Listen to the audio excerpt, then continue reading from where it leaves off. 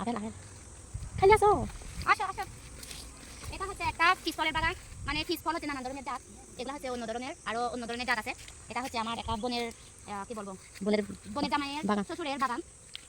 আজকে এদের বাগানে আসছি। গাছ দেখেন এই যে এনারা মানে ফলগুলোকে এরকম পলি ব্যাগ দিয়ে বেঁধে রাখে আর কি, যাতে কোনো পোকা ধরতে না পারে, যাতে কোনো নষ্ট না হয়। বাগানটা অনেক বড়, মানে ফলগুলো অনেক মিষ্টি, প্রচুর মিষ্টি ফলগুলো।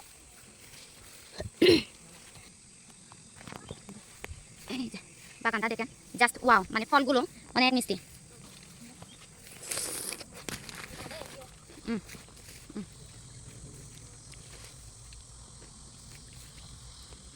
এরা বলা হচ্ছে পিস ফলকে থাউজা, এই থাউজা ফল হচ্ছে এগুলো।